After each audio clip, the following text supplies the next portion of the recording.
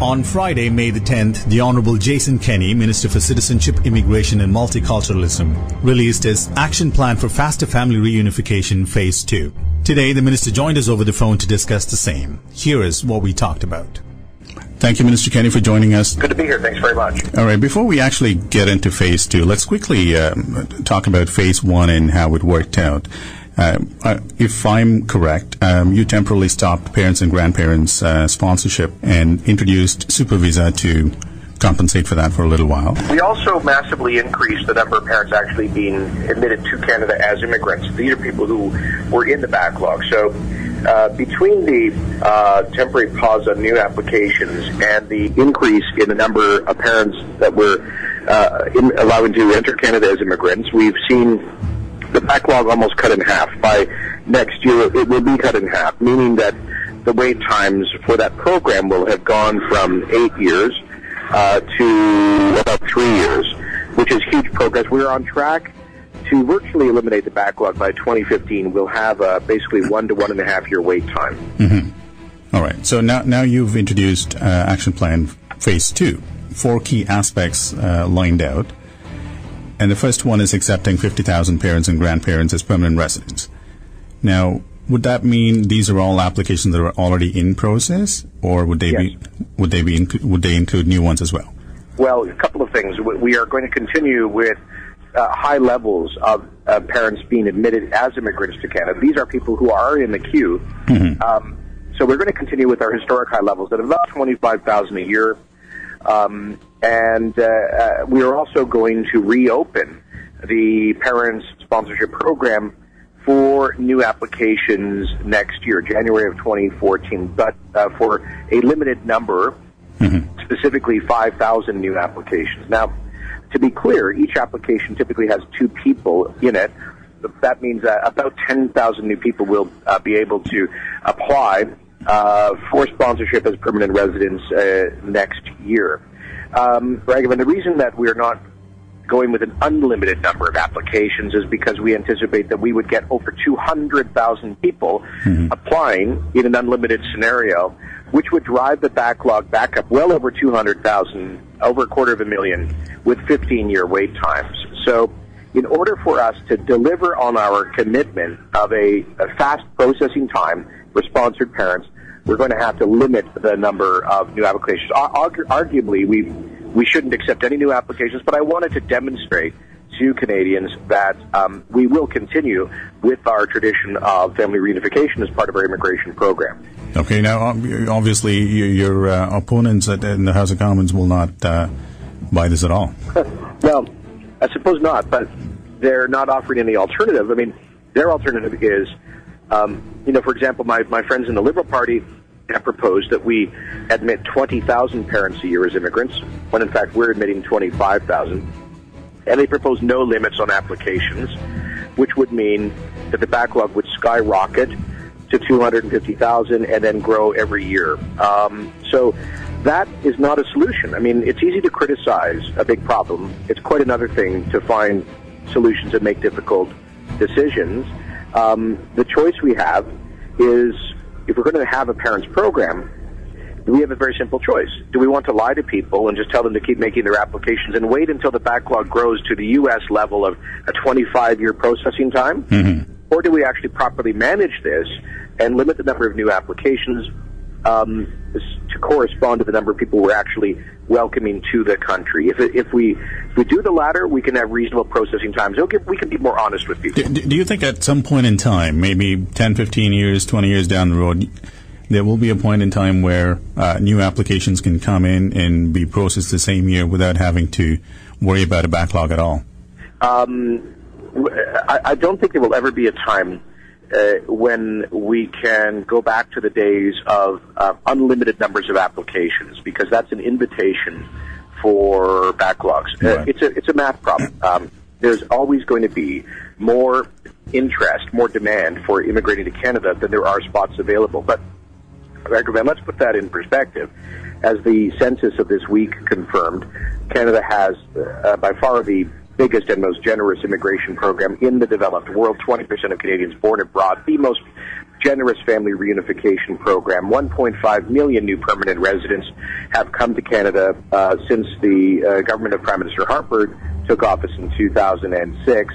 And as I announced earlier this week, we've increased the number of immigrants coming through family reunification by 15% last year, 65,000 sponsored parents, grandparents, spouses, and children coming into the country. So we're hugely generous, but we cannot admit unlimited numbers of people, especially as elderly seniors, because people who are in that age bracket, people who are coming in their 60s and 70s, are going into their acute years of healthcare consumption.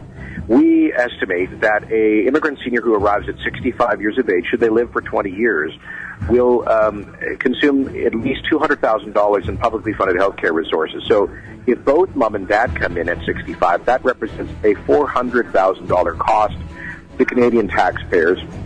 And also, Regan, I was quite distressed to learn in reviewing this program that 30% of sponsored immigrant parents were going on to the welfare rolls after 10 years in Canada. And that seems to me use of our generosity. I think the principle we're trying to reflect in our reforms is that if you want to enjoy the privilege of sponsoring your parents, you also have to assume responsibility for their care. And you can't expect to force that cost on your neighbors to pay for your parents' welfare and low-income social housing through their taxes. So that's why we're also increasing, as part of the announcement this week, the minimum necessary income. 30%. We're doubling in order to be able to sponsor, because we had too many people right on the poverty line who might just for 1 year qualify with the minimum necessary income, struggling to take care of mom and dad. And as soon as the 10-year sponsorship period was over, mom and dad were going on welfare, often going into low-income social housing. This is frankly ridiculous. So we're saying now you've got to demonstrate a slightly higher income over 3 consecutive years through tax assessments. Make sure that you're paying some reasonable amount of taxes, and this will help to protect the interests of taxpayers as we maintain a generous family reunification program. Now, on that note, I'd like to play devil's advocate here and ask you another question.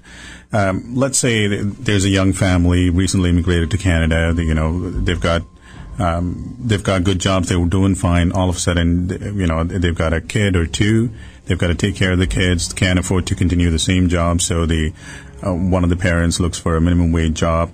They're continuing on now. They need the help of their parents or grandparents to take care of the kids. Now, in a situation like that, the sudden increase in the minimum necessary income, or the fact that they have to demonstrate that income for 3 years, might not help their immediate situation. Recommend what we're trying to do is assess whether or not sponsoring families in Canada have the adequate financial capacity in the long run to take care of their parents for the balance of their lives in Canada. This is not a short-term undertaking. It's a permanent undertaking. And if the family is struggling just to meet the benchmark, which is the poverty line, that's all it is. It's the poverty line currently. And they can only do that for 1 year. That's a pretty good indicator that they're probably not going to be able to take care of mom and dad, and B, that they're probably paying very little or no income taxes. Now, let me be. I'm going to do something that politicians often don't do, Raghavan. I'm going to tell the blunt truth here, and the blunt truth is that when you sponsor parents or grandparents into the country, they are going through healthcare and other social benefits to receive hundreds of thousands of dollars in benefits. That's real money. It comes from somewhere. It doesn't grow on trees. The government doesn't create it. It's taxed from people. And I cannot justify to Canadians that we would bring in low-income seniors, 30% of whom end up on welfare, consuming hundreds of thousands of dollars of health resources, a growing number going on low-income, publicly subsidized social housing for families that themselves are barely struggling to stay above the poverty line and are paying little or no taxes.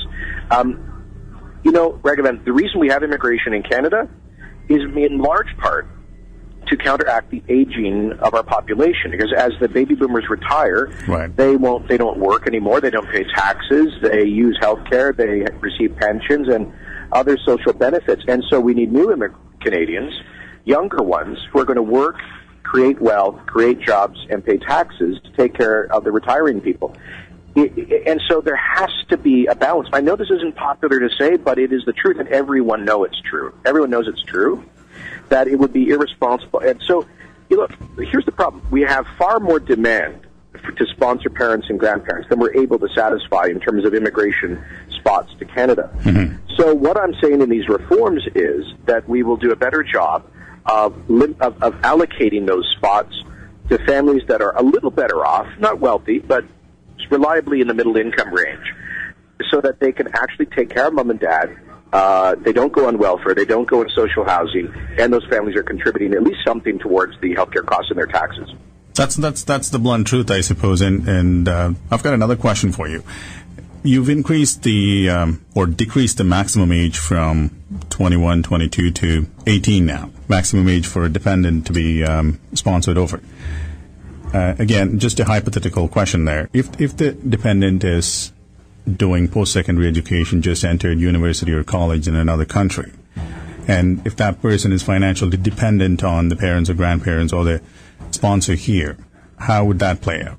So we are clarifying that the under immigration law in the future, as of 2014, the age of maturity, the age of at which you become an adult, is 19. That's the same in all other Canadian laws for driver's licenses, etc. You become an adult at 18 or 19. So we're now saying in immigration law the same thing, because in the past, a sponsored parent could attach their adult child to their application at, say, 21 years of age, wait for 7 years till their application was processed, meaning that by now they're 28 or 29.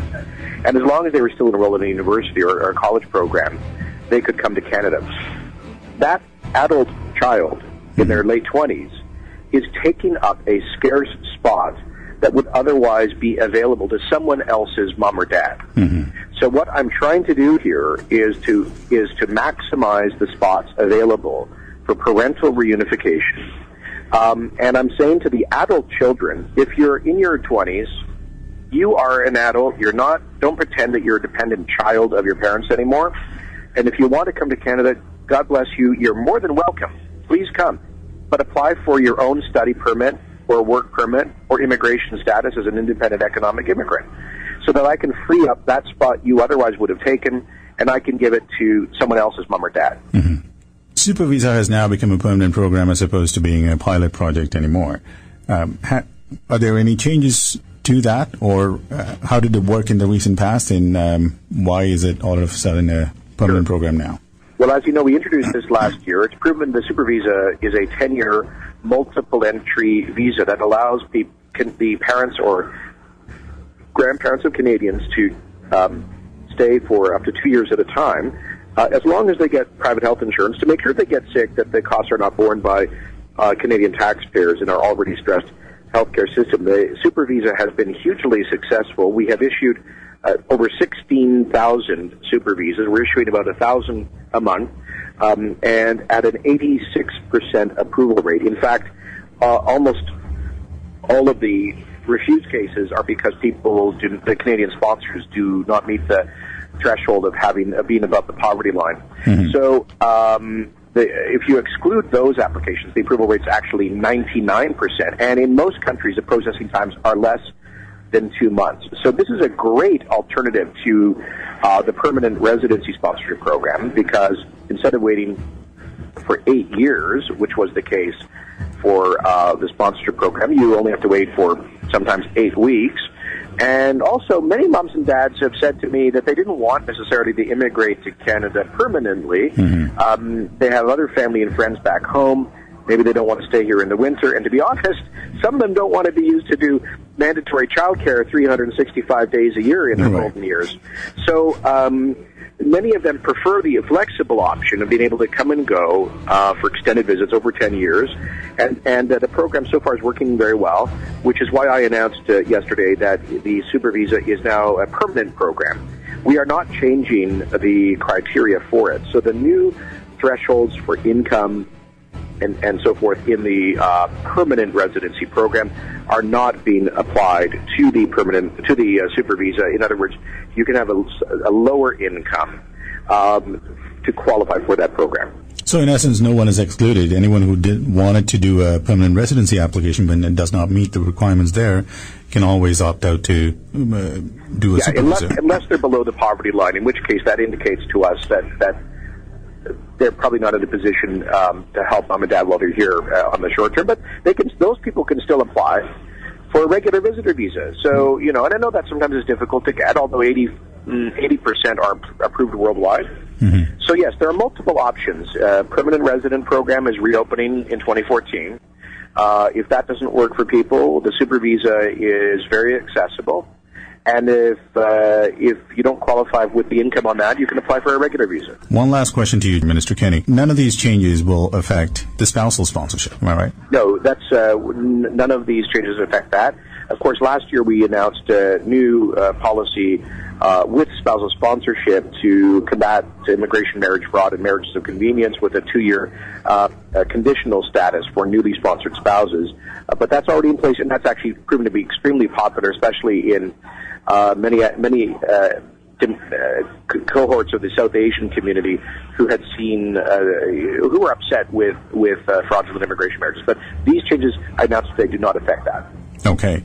So people can actually start getting their applications ready for January 2014. Yes, although, just to be clear, they're going to have to submit 3 consecutive years of notices of assessment from the Canada Revenue Agency to prove that they meet the income threshold. And so that means they'll have to wait until they get their 2013 CRA tax assessment. So people should not send in their application until they have that. So 2009, 10, and 11, or 10, 11, and 12 won't do it. They'll still have to do 2013. The 3 years ending in 13, exactly. So we can make sure that people are currently making adequate income to contribute. Well, that was a lot of information. It's a lot of technical stuff, but bottom line is we're eliminating the backlog. The whole system is going to move more quickly, and at the same time, I think we're going to do a better job of protecting the interests of all Canadian taxpayers. Thank you, Minister Kenney, for joining us. Thank you very much, Regavan. Thank you. All the best. Bye-bye.